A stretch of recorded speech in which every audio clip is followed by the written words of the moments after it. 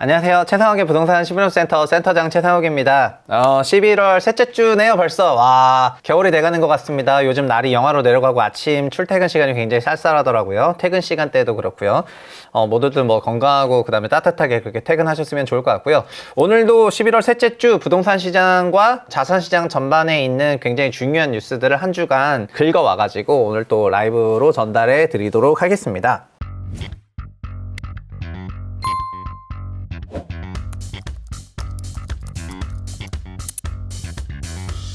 오늘은 뭐 당연히 이제 네포콘에 정리했기 때문에 이걸 가지고 얘기를 할 건데요. 이번 주도 뉴스가 많아요. 하여튼 뭐 요새는 연말이라서 그런가 뉴스가 좀 많아졌고, 그리고 선거 때문에 뭔가 더 많아졌어. 뭐 그런 느낌을 받고 있습니다. 첫 번째 뉴스부터 가볼게요. 일단 냉기가 지속되고 있는 부동산 시장이다, 이렇게 얘기를 하고 있습니다. 지난번 주간 뉴스에서 부동산 시장에 동장군이 왔다 이렇게 얘기했거든요. 근데 이제 동장군 다음에 뭐 빙장군이 오나 하여튼 뭐 그런 국면인 것 같습니다. 최근 들어서 24년 시장 전망을 하는 그런 분들이 많아졌는데, 저도 24년 시장 전망을 하고 있지만 전반적으로 24년 시장에 대해서는 매매 시장은 조금 보수적으로 전망하는 기관들이 많아진 것 같습니다. 지금 얼마 전에 교보증권 백광재 애널도 그 24년 부동산 시장 전망 레포트에서 와우 진짜 광재형, 하여튼 이 백광재 애널은 저랑 같이 일했던 이런 분인데 이렇게 과격했는지는 모르겠지만 최대 30% 최고점 대비 반토막 날 거라고 이렇게 리포트를 썼습니다. 24년 부동산 시장 전망이요.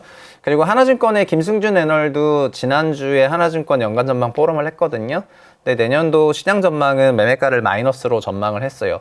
저도 내년도 시장 전망은 매매 시장을 마이너스로 보고 있는데 아마 그 퍼센티지만 조금 다른 것 같고, 그리고 전반적인 그런 로직이나 이런 것들은 지금 금융기관들에서 나오는 얘기들을 한번 들어보셨으면 좋을 것 같습니다.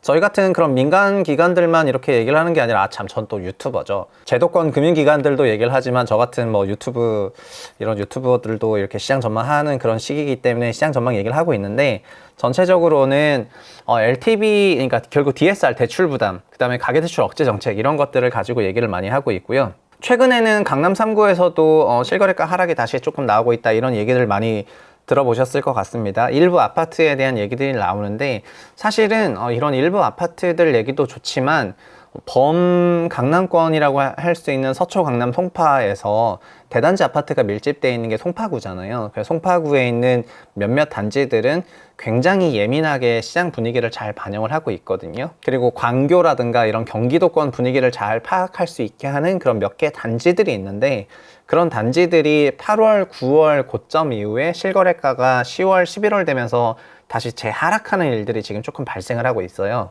그러니까 21년 말까지 오르다가 22년에 대차게 빠졌다가 23년에 이렇게 올랐는데 지금 다시 이렇게 하고 있거든요. 그러니까 요즘 들어서는 다시 부동산 중개사 분들한테 자기 집을 팔아달라고 이렇게 문의하는 분들이 아주 많아졌다고 하는 것 같습니다.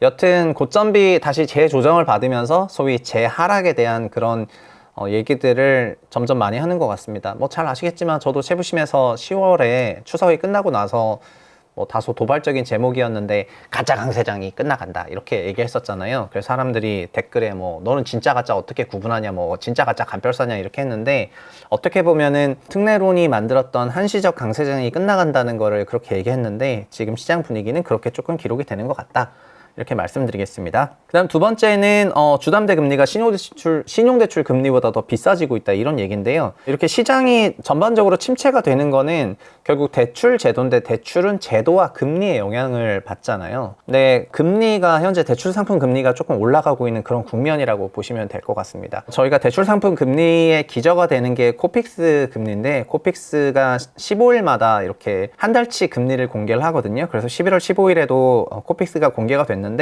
그게 3.97%로 공개가 됐습니다. 11월 15일에 발표된 거니까 여기 10월이라고 돼 있지만 이제 5일 전에 나온 겁니다. 3.97이 코픽스 금리다 보니까 이게 올라간 거죠. 대출 상품 조달 금리가 올라간 거고요. 그리고 대신에 은행들이 코픽스라는 조달 금리는 올라갔는데 11월 코픽스 금리까지는 10월에 있었던 시장금리 상승분을 반영한 것 같고요. 아마 12월 코픽스 금리는 지금 시장금리가 내려가고 있으니까 요거보단 내려올 것 같거든요. 네, 이렇게 내려올 것 같습니다. 근데 전체적으로 우리가 받는 상품 금리는 조달금리 플러스 가상금리에다가 우대금리를 빼가지고 구성을 하잖아요. 코피스가 올라가게 되면은 가상금리 조금 낮추고 우대금리 고정. 그러니까 이 세 가지 변수를 가지고 결국 최종 상품금리를 우리가 받게 되거든요. 그런데 종합적으로 보자면 결국 최종 상품금리가 살짝 올라가고 있습니다. 그래서 제가 얼마 전에 좀 글을 썼는데, 같은 네프콘에 글을 썼는데, 지금은 전반적으로 최종 상품금리가 약간 올라가고 있는 그런 국면이고, 시장금리가 인하되는 부분이 있다 하더라도 그럼 우대금리를 빼가지고 상품금리를 높일 것 같다, 이렇게 말씀드리겠습니다. 왜 상품금리를 은행들이 지금 조금 더 받으려고 하고 있느냐, 그거는 가계대출에 대한 부담을 정부 당국이랑 금융당국이 계속 노출하고 있기 때문에 금융기관 입장에서는 이거를 안 받아들일 수는 없는 상황이거든요. 그리고 이런 거보다 사실 이것도 중요한데, 어떻게 보면은 스트레스 DSR이라고 해서 다음 달에 발표될 예정인 그런 규제책이 하나가 더 있는데, 우리나라에서 보시면 대출이 변동형이 56%로 가장 많고 순수 고정형은 23% 정도밖에 안 되는데요. 이 23%는 사실 다 정책모기지고요. 이 정책모기지를 제외하면은 변동형이 68%, 3분의 2 이상이고, 나머지 혼합형, 순수 고정형으로 시중은행 대출 받으시는 분은 거의 없다, 이렇게 보시면 돼요. 그러니까 요 순수 고정형 대출은 특례보금자리론 같은 거고 빠져 있고, 그러면 혼합형과 변동형인데 요 아래 퍼센티지라는 거죠. 그렇다면 이 아래 퍼센티지에서 변동형이 너무 많아서 기준금리 변동에 따라서 대출 부담이 계속 달라지고 DSR 데이터가 계속 달라지고 하기 때문에 이거를 고정형으로 늘리고 싶은 게 현재 정부 당국의 전반적인 생각이거든요. 그래서 이렇게 변동형이 많은 입장에서는 요즘처럼 그런 대출금리, 조달금리 상승이 이렇게 일어나게 되면은 결국은 변동금리 대출 이자 부담도 같이 커지다 보니까 이런 것들이 시장에 분명히 좀 영향을 줄 수 있다, 이렇게 생각을 하는 것 같습니다. 그래서 종합하면은 대출에 대해서는 최근 들어서 시장금리 내려가고 24년 같은 경우에는 특히나 우리나라도 기준금리를 2번 이상 인하할 거라는 그런 생각이 컨센서스로 자리 잡고 있거든요. 미국에서 금리 인하를 끝낼 거라는 시장 기대감이 되게 크고, 그리고 빠르면 뭐 내년, 지금 시장 분위기는 뭐 내년 6월부터 인하 막 이런 건데, 실제로 컨센은 뭐 내년 4Q 정도 되면 인하하지 않겠냐, 이렇게 보는 시각들이 있습니다. 중요한 건 인하를 시작하면은 어느 정도까지 내려갈 거다, 이렇게 생각을 하는 건데, 우리나라도 그걸 반영해서 내년에 인하가 있을 거라고 생각들을 하고 있습니다. 다만 그럼에도 불구하고 이런 대출 상품 금리가 결국 종국에 우리가 맞닥뜨려야 되는 금리인데, 이 대출 상품 금리 부분에 대해서는 굉장히 완화적인 환경은 아닐 것 같다. 어떻게 보면 올해보다 좀 더 타이트한 환경일 것 같다. 더 긴축적인 환경일 것 같다. 이렇게 생각을 하시는 게 좋겠습니다. 그래서 내년에 변동금리에 대해서 뭐 스트레스 DSR로 가상금리 막 100bp에서 최대 뭐 300bp까지 더해버리겠다 이러고 있으니까 이게 완전 쉬운 얘기가 아니거든요. 그래서 이 금리와 관련해서는 시장금리 빠지니까 대출금리 빠지겠다, 이렇게 생각하셔는 절대 안 됩니다. 시장금리가 빠져도 얼마든지 대출상품 금리를 높일 수 있는 많은 방법들이 있고, 그거를 금융당국이 쓰고 있다, 이렇게 생각하시면 좋겠습니다. 다음 뉴스는 PF인데요. PF 관련해서는 지금 다시 한번 얘기들이 세금세금 나오고 있습니다. 작년 말부터 이 PF 시장 위기가 있었는데 23년 들어서 문 닫은 종건사가 459곳, 그러니까 종합건설사는 그냥 말 그대로 건설사인데 거의 500개 가까운 건설사가 문을 닫았고, 2006년 이후에 그냥 최다다, 이렇게 생각하시면 되겠습니다. 그 사업 자체가 무산되거나 재개발이 중지되는 데도 되게 많다, 이렇게 생각하시면 좋을 것 같고요. 꼭 주택사뿐만 아니라 비주택사업 관련한 PF들이 굉장히 위기다, 이렇게 생각하시면 되겠습니다. 그리고 5대 시중은행의 건설회사향 대출이 늘어났습니다. 건설사들이 지금 대출을 많이 받고 있는 건데, 왜 건설사들이 대출을 많이 받고 있냐면은 건설사에게 발주를 준 발주처가 건설사한테 지금 돈을 못 주고 있습니다. 그래서 착공이 아예 안 된 경우에는 건설사가 그거를 굳이 뭐 공사를 안 하는 거니까 대출 받을 필요가 없는데, 착공된 사업장 중에서도 건설사한테 돈을 못 주고 있기 때문에 건설사가 회사채를 발행하거나 아니면 은행에서 차입을 해가지고 공사를 소위 빚으로 공사하는 이런 것들이 좀 많아졌거든요. 그 금액이 2조 원 넘었고, 지금 건설사들이 은행을 통한 차입금이 22조 원 정도 된다, 이렇게 생각을 하시면 될 것 같습니다. 지금 보시면 요즘에 여러 정비 사업들이 분양도 잘 하지 못한 상태에서 공사를 하고 있는 데가 되게 많거든요. 이런 경우에는 그러면은 건설사가 차입금으로 아니면 자기 자본으로 보통 이제 공사비 쓰고 나면 현금 흐름이 부족하니까 다시 차입을 하게 되는데, 차입을 해가지고 공사를 하고 있으니까 사실은 대출로 공사를 하고 있는 거죠. 근데 이런 대출 이자비를 조합에 또 많이 송부할 거 아니에요. 그러니까 지금 현재 정비사업 같은 경우에는 분양과 관련해서도 분위기가 아주 썩 좋지 못한데 공사비와 관련해서는 또 원가가 올라가고 있는 그런 환경이기 때문에 여튼 이런 것들이 문제가 조금 되는 것 같습니다. 그나마 대형 건설사들은 체력이라도 있으니까 괜찮은데 이런 공사 대금을 제대로 잘 받지 못한 그런 경우에는 뭐 부도가 나거나 하는 수밖에 없겠죠. 그리고 건설사인데 시행사인 척 자기네가 땅을 사가지고 지으려고 했는데 그 프로젝트가 부실화되는 경우에는 같이 덩달아 2008년, 2010년 두산건설 같은 그런 케이스가 나올 수가 있으니까 올해 건설사들 업황이 굉장히 안 좋은 것 같다, 이렇게 말씀을 드리겠습니다. 그 다음은 토지거래 허가제 관련인 건데요. 토지거래 허가제와 관련해 가지고는 강남권의 토지거래 허가제 규제를 이제 비아파트의 부분으로는 풀어준다, 이런 얘기가 나와 가지고 이게 지난주에 조금 화두가 됐습니다. 아시겠지만 토허제는 기본적으로 실수요자만 사라는 거거든요. 근데 주택은 실수요자가 거기 산다는 거는 직관적으로 이해가 되는데 비아파트, 오피스텔이라든가 상가라든가 이런, 그러니까 근린생활시설이라든가 오피스텔 같은 경우에는 이런 것도 토허제여가지고 나름 그거를 실제 사용하는 주체들만 살 수가 있었는데, 근데 이거를 풀어준다는 얘기가 나왔거든요. 근데 아시겠지만 강남권 아파트 가격은 올해 10월까지 계속해서 어느 정도는 좀 상승 일변도였기 때문에 이쪽 부동산 시장이 좋지 못했다라고 인식할 분들은 많지 않았던 것 같아요. 그런데 이렇게 토어제를 풀어주는 거에 대해 가지고 저는 거꾸로 어떤 생각이 들었냐면은 이번 정부는 어쨌든 위기가 어디서 오는지에 대해서는 잘 파악을 하고 있거든요. 그래서 그거를 터뜨리지 않기 위해서 어떤 미시적인 대책은 매우 세게 쓰고 있습니다. 뭐 가장 대표적인 게 특례론이고, 두 번째는 특례 역전세론이고, 세 번째는 지금 전세 대출에 대해서 완전히 열어주면서 전세가 이제 부양시켜 주는 거거든요. 뭐 전세가가 부양되면 전세가가 올라가면서 역전세로 인한 그 현금흐름 문제가 임대인에게 발생하지 않기 때문에 이걸 하는 건데, 근데 그 반대급부로 아시겠지만 전세 사기라든가 전세 피해가 엄청나게 커지고 공공기관들 지금 거의 막 가고 있는 거는 이제 아실 거고요. 근데 이것도 똑같은데 토지거래 허가제 풀어달라는 얘기가 별로 없었는데 토지거래 허가제를 갑자기 비아파트에 대해서 푼다는 거는 거꾸로 말하면 이 비아파트, 강남권에 있는 비아파트 부분에서 오피스텔과 근린상가나 이런 여러 가지 이런 비아파트 건축물들에 문제가 있다, 이렇게 받아들여도 되는 거거든요. 그건 어떤 문제냐? 그거는 제가 지난번 유튜브에서 했던 영상인데 뭐 부동산 투자의 시대가 끝나간다 이런 영상이 있었는데, 현재 많은 부동산이 캡레이트이 대출 금리보다 낮기 때문에 비아파트는 더더욱, 아파트도 당연히 이제 낮고요. 아파트는 당연히 낮지만 그럼에도 불구하고 뭐 공급이 부족하고 공실이 적고 뭐 이래서 그 차익에 대한 기대감 때문에 지지되는 부분이 있지만, 비아파트 같은 경우에는 수익형 부동산 사업으로 표방을 하고 실제로는 차익형을 노렸던 건데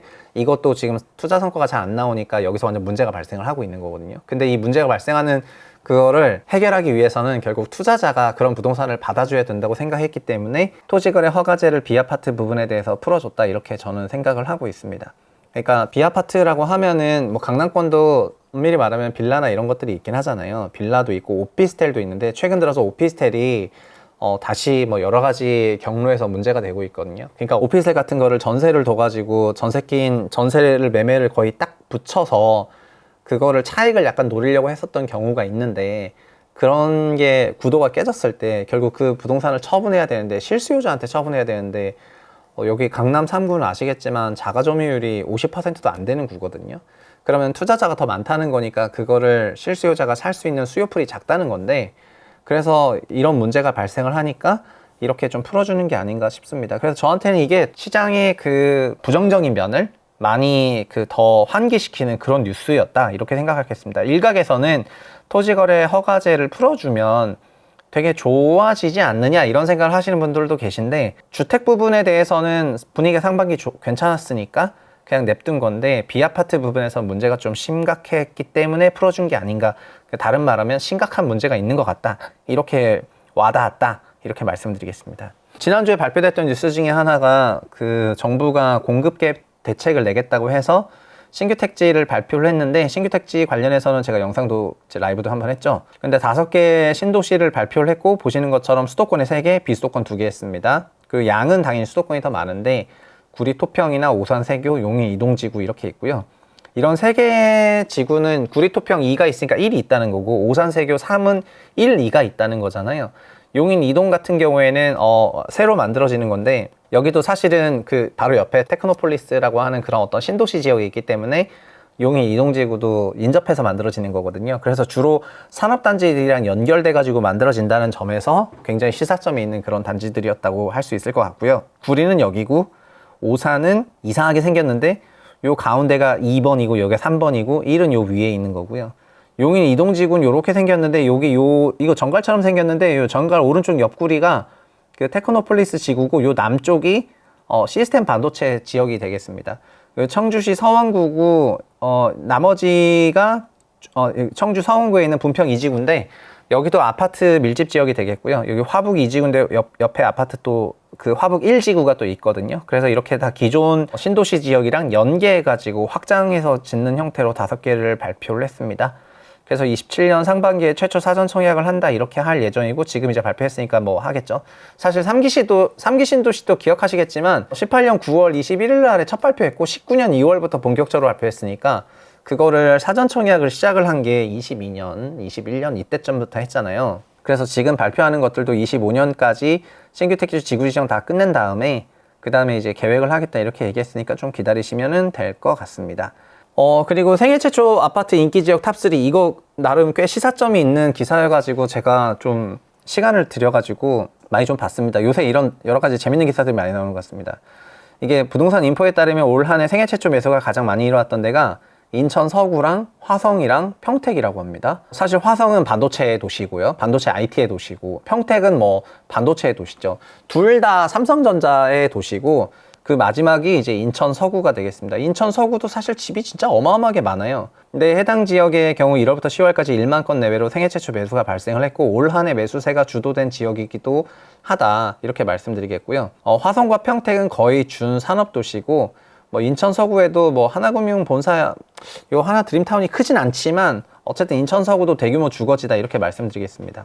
보시면은 화성이랑 인천 서구랑 평택, 이게 22년이랑 23년 비교하면은 23년 확실히 많이 썼다 이렇게 생각하시면 될 것 같고, 사실 반대로 말하면은 인천이랑 화성시는 하락률도 높았어요. 그러니까 22년 말에 집값이 어마어마하게 빠졌거든요. 그래서 낙폭과대가 있었던 그런 지역이기 때문에 그런 지역에서 매수한 것 같기도 하고, 그리고 23년부터 반도체 업황이 하반기 들어 조금 돌아섰는데 그런 것도 매수자에게 영향을 준 것 같습니다. 그리고 내년도 한국 경제 전망인데요. 뭐 최근 들어서 여러 그런 경제 기관들에서 24년 전망치를 발표하고 있습니다. 오늘 소개해드릴 건 IMF인데, IMF에서 그 보기를 내년도에 대해서는 이렇게 보고 있는데요.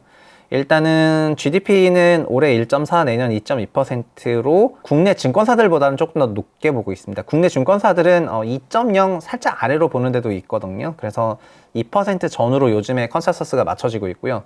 물가는 올해 3.6%인데 내년에는 물가가 2%대일 거로 보고 있습니다. 2.4 정도로 보고 있는 거죠. 그리고 여기서 기준금리는 얼마로 보냐면은, 기준금리는 여의도 컨센은 3.5에서 두 번 내리면 3.0%, 세 번 내리면 2.75% 되는 건데, 그러니까 내년에 성장률 2%, 물가는 금리는 3% 이렇게 보고 있습니다. 그래서 내년도 여전히 긴축적인 환경으로 보고 있어요. 그래서 긴축적인 환경이니까 어디서 올해보다 더 그로스가 나오냐 이렇게 하는 건데, 많은 분들이 이게 뭐 수출에서 나오냐 이렇게 생각하시는 것 같은데, 수출은 규모가 이미 많이 줄었고, 내년도는 뭐 수출도 일부 플러스 있지만 규모 있는 부분은 뭐 4월 지나고 나면은 뭐 재정정책 나오지 않을까 이런 생각들을 조금 하는 것 같습니다. 근데 그런 거 나오더라도 올해보다 일부 조금 올라올 수 있는데 또 내려가는 부분도 있다 보니까 좀 지켜봐야 될 부분인 것 같고요. 그리고 어쨌든 성장률보다 기준금리 레벨이 높기 때문에 자연스럽게 좀 내년에도 긴축적인 환경이라고 생각하시는 게 좋을 것 같다, 그렇게 말씀드리겠습니다. 자, 그리고 기업부채 얘기인데요. 이거는 요즘에 저도 좀 관심을 가지고 지켜보는 주제 중에 하나가 기업부채입니다. 19일 그 IMF가 부채 보고서를 올렸고, 여기서 3분기 기준 한국의 GDP 대비 비금융 기업, 이게 기업이죠. 일반 기업의 부채가 126%입니다. 이거는 전체 61개국 중에 10인데 뭐 부채 증가 속도는 우리가 빨라요. 그러니까 전체 61개 중에서 10이라는 거는 기업 부채가 높은 데는, 기업 부채가 높기로 유명한 건 중국이 있어요. 중국은 보시는 것처럼 GDP의 170% 정도가 기업 부채이거든요. 근데 그 다음이 거의 뭐 저희라고 생각하시면 되겠습니다. 그러니까 이게 결코 만만한 건 아니다, 이렇게 말씀을 드리겠고요. 그리고 우리나라는 결국 그 GDP, 국민 경제는 가계, 기업, 정부 세 가지 주체인데, 우리는 기업도 지금 거의 뭐 세계 3위 레벨인데, 이 가계는 전 세계 1등 레벨이잖아요. 그래서 부채 레벨이 전반적으로, 그러니까 민간 사이드의 부채 레벨이 전반적으로 높다 이렇게 생각하시면 좋겠습니다. 보통 우리나라 기업 부채가 이렇게, 기업 부채가 높은 게 무조건 나쁘냐, 그건 아니에요. 그거는 기업이 투자를 많이 했다는 거기도 하거든요. 그러니까 부채를 땡겨왔다는 거는 미래를 위해서 막 설비 투자를 했다는 건데, 문제는 내년에도 막 반도체나 이런 쪽은 설비 투자를 많이 할 것 같고, 올해는 배터리 쪽에서 뭐 대단한 그런 설비 투자를 했기 때문에 부채 비율이 좀 크게 늘어나지 않았는가, 그러니까 작년 올해 이렇게 좀 생각이 되거든요. 그런데 그 반대로 이렇게 미래를 위해서 투자를 했는데 해당 산업이 성적이 좀 좋지 않게 되면은 결국 부채 역습이 오거든요. 그래서 기업 부채가 늘어나는 게 좋을 땐 진짜 대박으로 좋고, 안 좋을 때는 많이 안 좋을 수가 있어요. 가장 안 좋았던 거는 IMF 때 우리 기업 부채 110%였는데 그게 한 90%로 디레버리징 되면서 한국 경제 위기 한번 왔었던 건데, 그래서 기업 부채도 그냥 이렇게 사이클 따라서 가는 거고, 우리나라가 반도체, 뭐 자동차, 배터리 이런 중후장대한 산업들을 많이 갖고 있고, 그게 작년 올해 투자로 많이 이어지면서 기업 부채가 전반적으로 커졌는데, 이게 좋게 잘 흘렀으면 좋겠다 이렇게 말씀을 드리겠고요. 잘 안 좋게 되면은 기업에 약간 이제 좀 위기가 오게 되는 거고, 일부 부채 많은 기업 같은 경우에 내년에 위기가 올 수도 있다, 저 개인적으로 그렇게 생각하고 있습니다. 지금 올해 그냥 배터리 쪽이 좋아질 거라고 생각해서 너무 투자한 경향이 있어. 너무 투자를 많이 한 경향이 있어 가지고요. 그래서 내년에 조금 조심스럽게 생각을 하고 있습니다. 일부 기업 같은 경우에는. 그러면은 보통 기업 부채 위기가 왔을 때는 가계가 그거를 부담을 커버해 줬는데, 현재는 가계 부채도 너무 높아진 상황이다 보니까 가계 부채를 지금 늘리지 않아야 되겠다고 느끼는 거죠. 제가 지금 정부 당국자라도요, 지금 마음이 굉장히 쫄릴 것 같거든요. 왜냐하면은 기업이 부채를 늘려놨잖아요. 이게 잘 흐르면은 대박이 나는 건데, 잘 안 흘렀을 때는 백래시가 세게 오거든요. 근데 우리가 기업 쪽에서 문제가 항상 발생됐을 때 항상 가계를 좀 써가지고 그 충격을 흡수해 왔어요. 가계 대출 사이클을 열어가지고요. 이게 99년에도 그랬었고, 2013년, 14년에도 그랬었고, 그 중간에 있었던 2008년, 10년에도 그랬었고, 뭐 이렇게 기업 부채 위기가 터질 때마다 항상 이런 걸 활용을 했었는데, 그러다 보니까 가계부채가 늘기만 늘고 줄지 않아서 다시 가계부채 사이클을 또 돌리기 부담이거든요. 근데 지금 최근 들어서 기업이 다시 크게 부채가 늘어났잖아요. 그러니까 지금 가계를 어느 정도 낮춰놔야 나중에 요 문제가 터졌을 때 여기서 사이클 한번 돌리면서 그걸 흡수할 거거든요. 그러니까 이런 맥락에서 가계부채를 지금 낮추려고 노력을 많이 하는 거예요.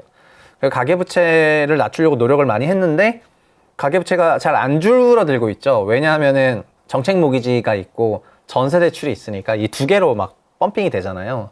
그러니까 정책모기지는 지네가 하는 거니까 차마 이것까지는 손대기가 좀 그렇고, 그럼 전세대출이라도 어떻게 줄여야 되겠다 이렇게 해가지고 지금 전세대출에 대해서도 DSR로 포함시켜서 이걸 줄이겠다 막 이런 식으로 나가는 거예요. 그러니까 결국 큰 맥락을 보면은 경제를 소위 관리한다고 생각하는 정부 당국 입장에서는 기업 쪽 사이드에서 나올 수 있는 만에 하나 잘못된 거를 가계에서 흡수하기 위한 그런 빌드업을 하고 있다. 그런 맥락에서 우리 가계대출 규제가 많아지고 있다고 생각하시면 좋을 것 같습니다. 저는 그렇게 생각을 하고 있습니다. 그 다음에 공항철도하고 서울지하철 9호선 직결되는 얘기가 나왔습니다. 여기 공항철도 아시겠지만 인천공항에서부터 이렇게 쭉 오는 철도고, 여기 김포공항에서 9호선이 만나가지고 이제 이렇게 직결로 연결되는 그런 생각이라고 합니다. 그러면 계양이나 검암이나 청라에 계신 분들한테는 어마어마한 그런 뭐 희소식이 될 것 같은데, 거꾸로 9호선은 옛날에도 타기 어려웠지만 지금은 더 타기 어려운 그런 노선이 될 것 같습니다. 근데 이렇게 하면은 그 공항철도랑 9호선 환승이 필요 없어져서, 이거 직결을 하게 되면은 환승이 필요 없어져가지고 교통이 좀 개선될 것 같다, 그렇게 얘기를 하고 있거든요.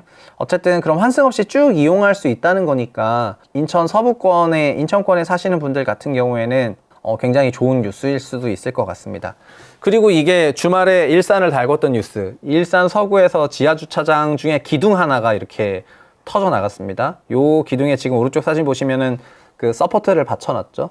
이 기둥이 터진 양상을 보시면은 위에서 이렇게 압축력이 작용을 해가지고 파편화돼서 그 철근 콘크리트를 이제 피복하고 있는 철근 콘크리트가 펑 터져나간 그런 모양이거든요. 그건 이제 위에서 눌렸다는 거죠. 그래서 그거를 서포트하기 위해서 옆에 이렇게 동바리를 쭉 받쳐놨습니다.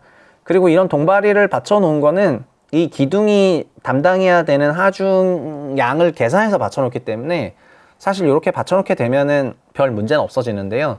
근데 이런 기둥이 이렇게 터져 나가기 시작하니까 우리나라는 어떻게 보면 일기 신도시 안전성에 대해서 되게 예민하고 바로 얼마 전에 검단도 사고가 있었잖아요. 그래서 그런 것 때문에 일기 신도시 아파트 노후화 됐으니까 빨리 재건축해야 된다 막 이렇게 생각을 하고 계신 분들도 있는 것 같습니다.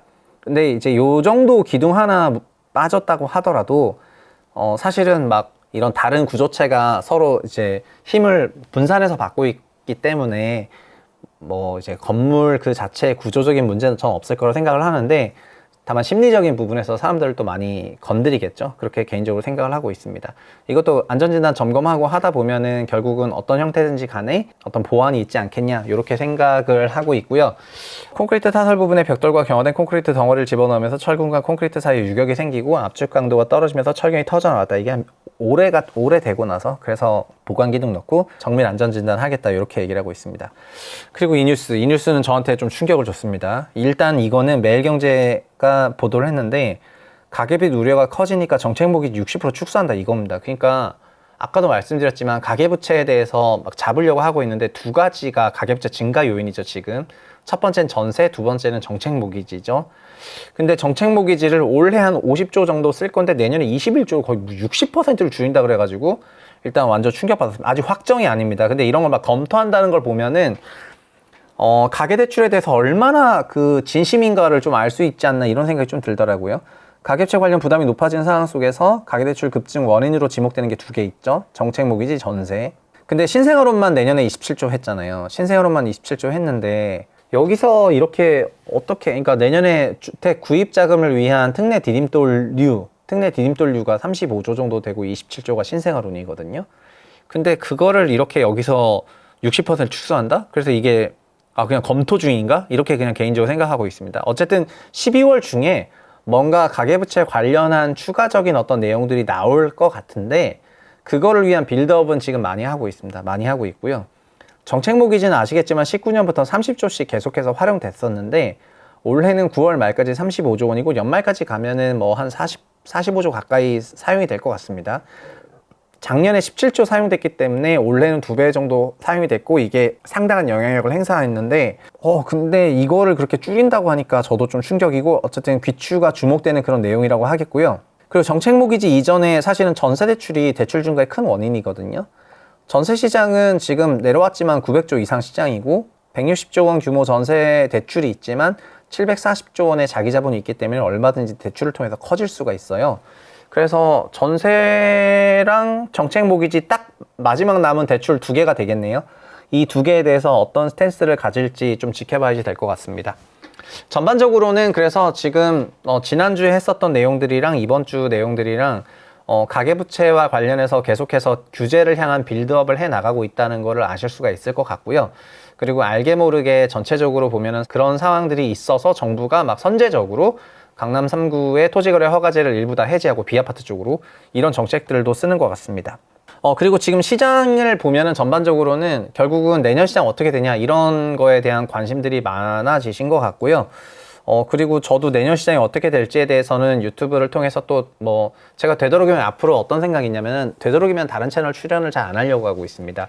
그래서 올해까지 뭐 출연을 하기로 했었던 거 있으면 올해 출연을 하겠지만은 앞으로는 다른 웬만한 채널에는 출연을 웬만하다고 하면 좀 죄송스러운 말이고 되도록이면 제 채부심 채널에만 제가 시장에 대해서 얘기를 하고 뭐 타 채널 출연은 좀 기피하려고 하고 있고 24년부터는 확실히 그렇게 운영을 할 생각이고요.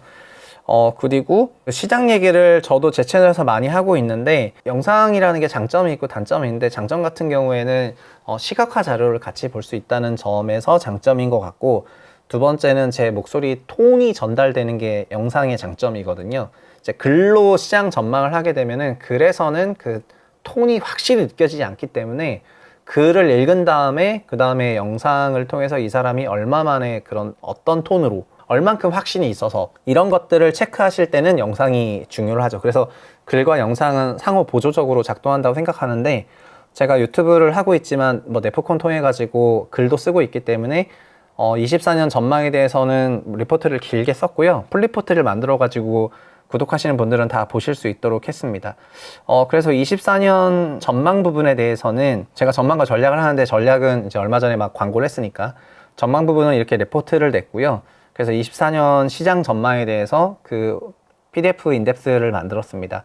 그래서 그거에는 어떤 내용들이 들어있냐면 금리, 대출, 뭐 총선이랑 부동산 시장, 그 다음에 고금리 고비용 속의 정비사업 어떻게 될지, 그 다음에 프로그램의 시대 어떻게 될지 이런 게 파트 1에 실려 있거든요. 그리고 이런 전망을 읽으신 다음에 그 다음에 제가 얼마 전에 막 그 광고했던 그런 그 강의 부분에서는 이런 시장 전망 속에서 우리는 어떻게 대응하면 좋겠느냐 이런 전략을 담아서 할 예정입니다. 그래서 여기 링크를 남겨 놓을 테니까 관심 있으신 분들은 보시면 좋을 것 같고요. 그리고 막 지금 주택을 서둘러서 구매하실 필요가 없는 분이 막 너무 무리해서 들으실 필요 없다고 이렇게 말씀드리겠습니다.